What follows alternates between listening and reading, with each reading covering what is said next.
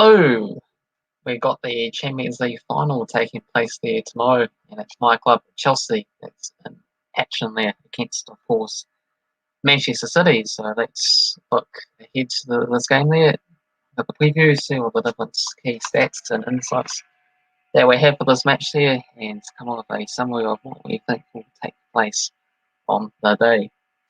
So the odds for this game, Manchester City come back to it as the favourites at $1.80.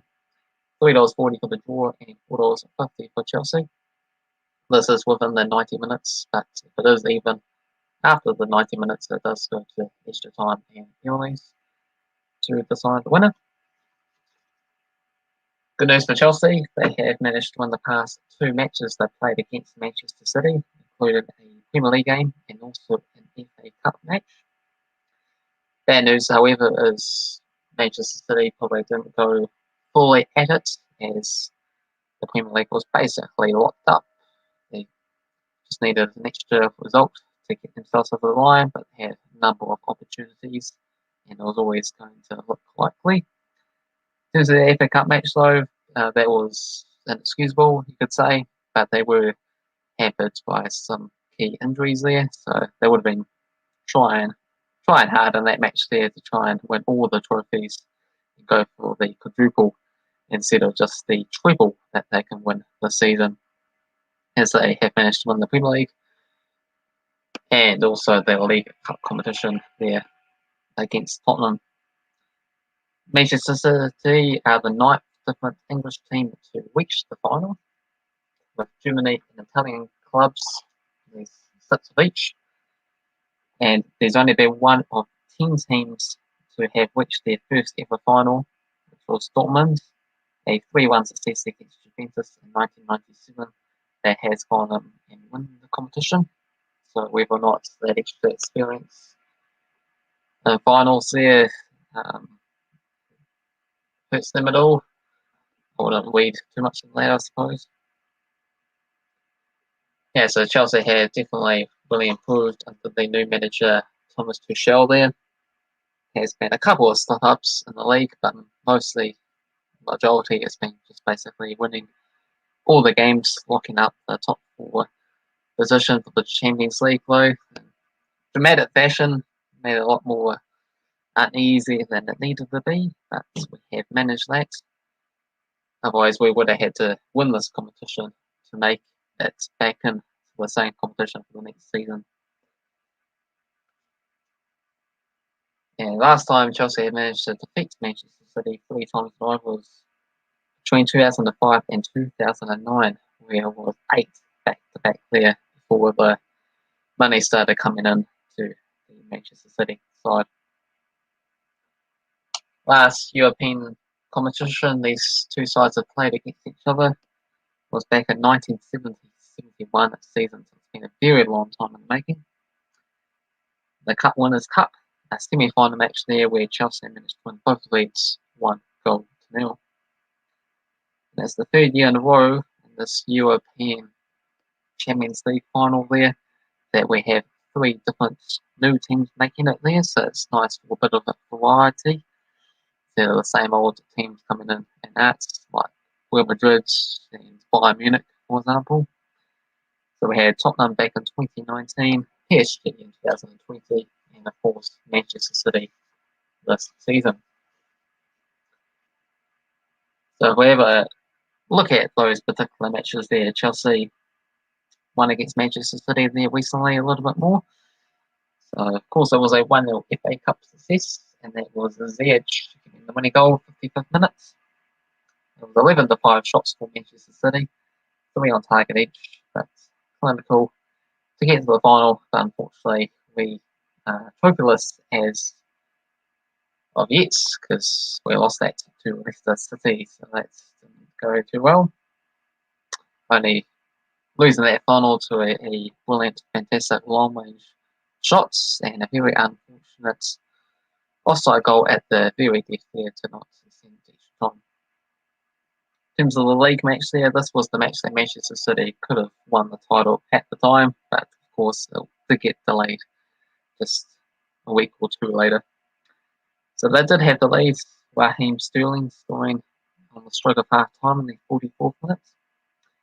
They also missed their penalty kick goal there from Maguire, so they could have had a comfortable 2-0 lead.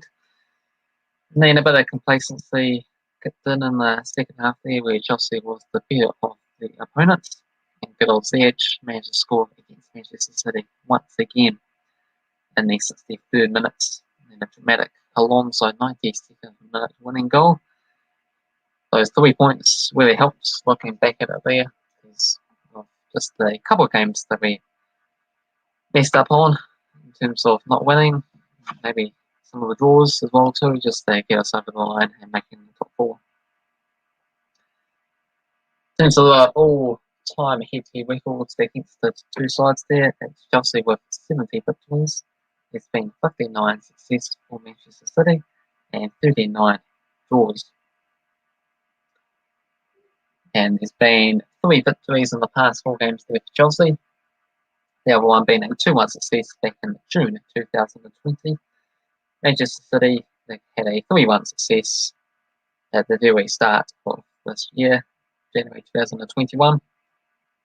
But that was back when the old manager there, Frank Lampard, was in charge. So we weren't as clinical, didn't have a game plan set up as well as we do now.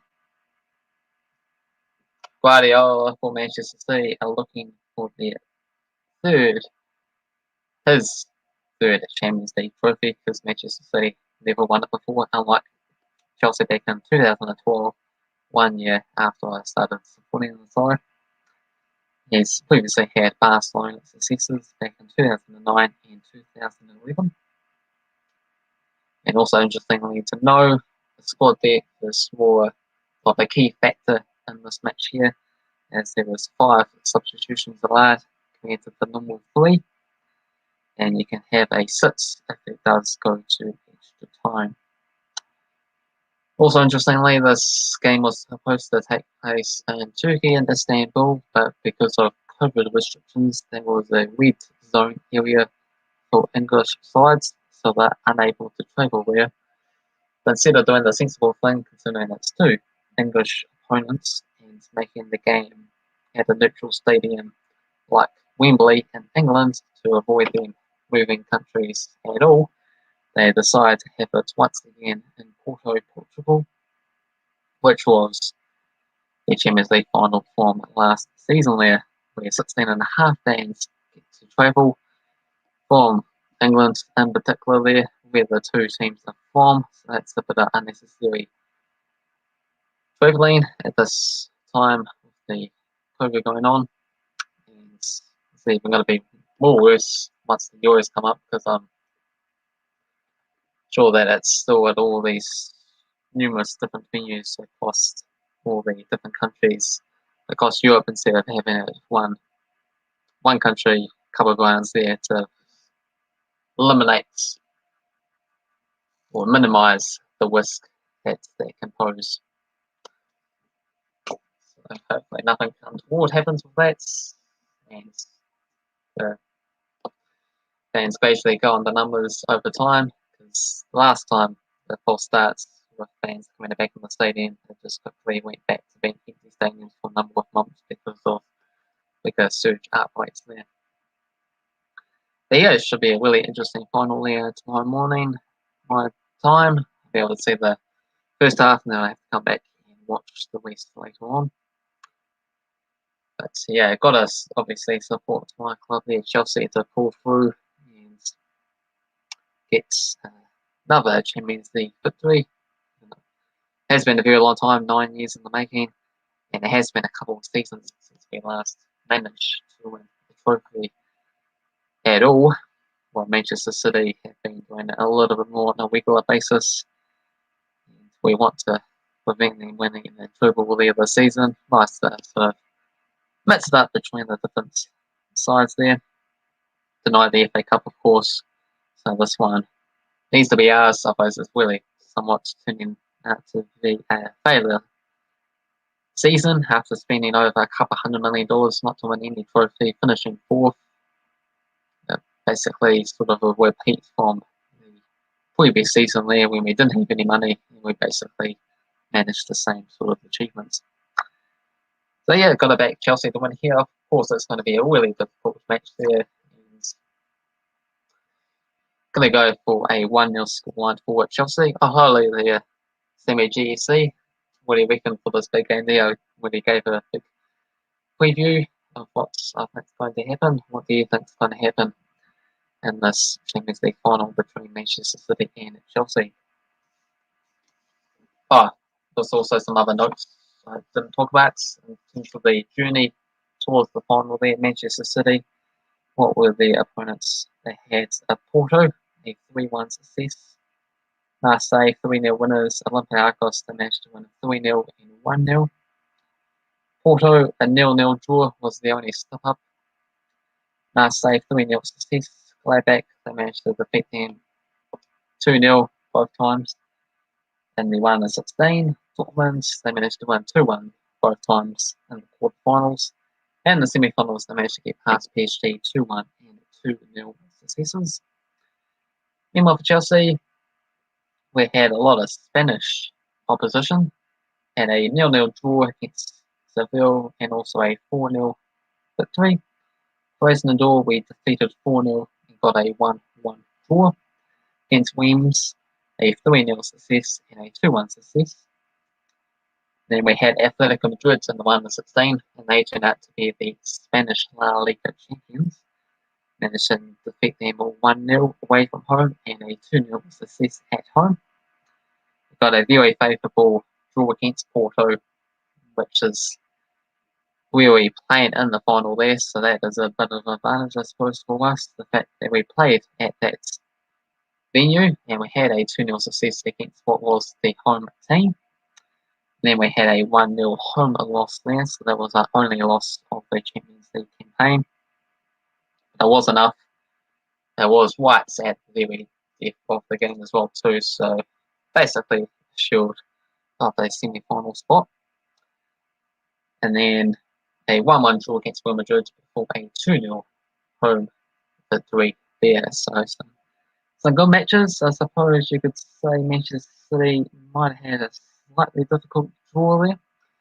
Sammy G's prediction is a 3-2 success for Manchester City, unfortunately. The game starts at 5 AM Australian time, and I'm sad about the Europa League final because I'm a Manchester United fan.